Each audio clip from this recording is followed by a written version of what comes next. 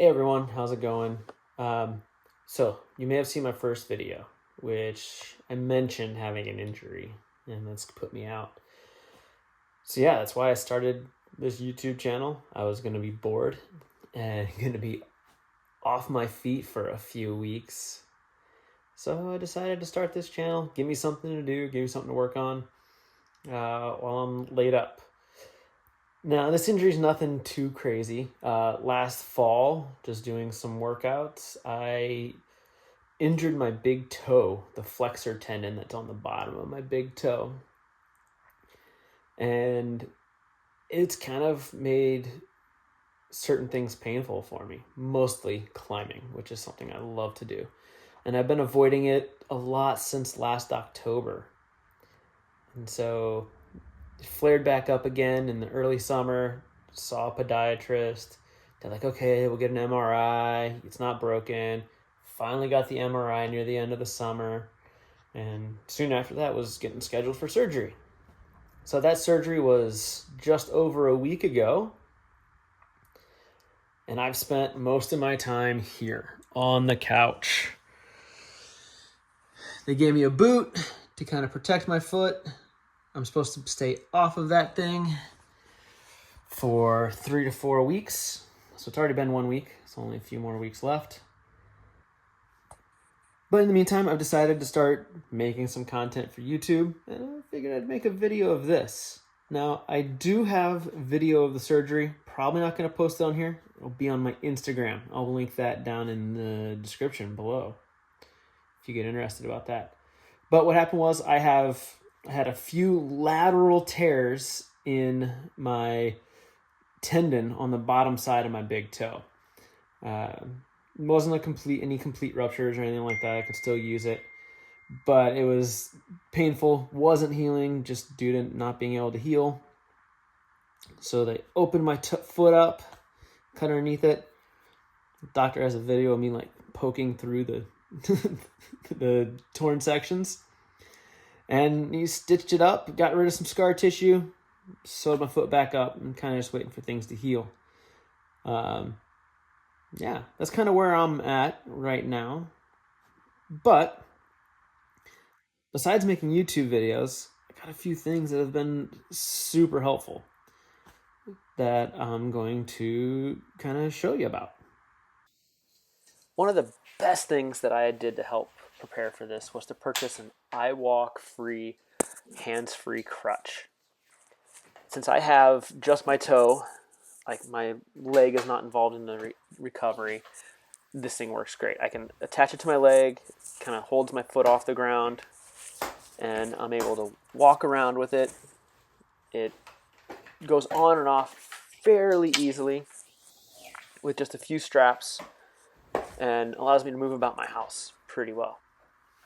I'm also able to use my hands, which is the biggest advantage over your traditional crutches.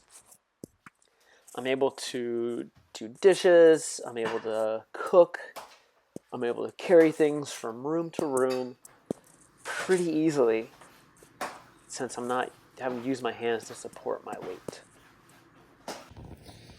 So one thing I have noticed with the iWalk, what I'm calling my peg leg, is I can't move very quickly. Like, it's slow. Crutches are faster, but they are definitely harder. Gotta use the whole body on the crutches, where this feels a little bit more like normal walking. This does isolate the hip joints a little bit more, so those definitely get a good workout when utilizing this, especially over longer distances. And this does have some spots that rub, with anything like attached to your body, so it can get a little annoying at times and painful. But it definitely feels nicer to walk around, even just doing a quick walk around the neighborhood like I'm doing now, than regular crutches. So if you have like a lower leg injury, this thing is freaking awesome. The other thing is like walking around with the peg leg is exhausting. You never realize how many how easy walking is without these types of issues until you have to deal with them. But like just walking around the block has got me pretty worked already, and ready to be done with it. And luckily I'm almost home, but gotta get out and move around. I go crazy inside. Even though I love the iWalk, I still use normal crutches periodically. They're nice because they're quick and easy to just move around and don't have to worry about straps and all the other things associated with the iWalk. Now, I did have the hopes of being able to do a lot of hangboarding during this time, but as you can see, I run into some problems. My hangboard's a little too high for me to reach without some type of padding underneath. So I've had to resort to using my ice tools to get any kind of workout in on the upper body, which has been helpful for my sanity a little bit. Now, the only downside to this is I'm getting cabin fever, being stuck in the house. So I just went outside because it was nice and sunny, and now I'm getting caught in the rain a few blocks from my house, which takes longer to get there. But oh well. A little rain doesn't hurt. It just isn't that much fun, and I can't move much faster. So a few last little things that have helped me so far in my recovery was one, I knew I wouldn't be very mobile, especially that first week, mostly just dealing with pain. My bedroom's on the second floor, so I kind of made a space for myself downstairs on the couch where we started this video, where I've kind of been hanging out. And so making that space for yourself is super helpful. It's been helpful for me. Also, it's where the rest of my family kind of hangs out, so I'm actually seeing people and not being left in a hole somewhere. But overall, this recovery's not too bad. I can kind of get out, move around thanks to different things, and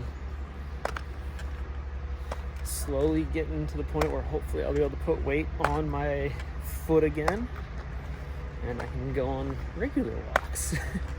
Hope you all enjoyed this, and be looking for some more content and updates on my recovery, and then maybe some ways that I'm prepping for ski season once I'm able to put weight on my foot.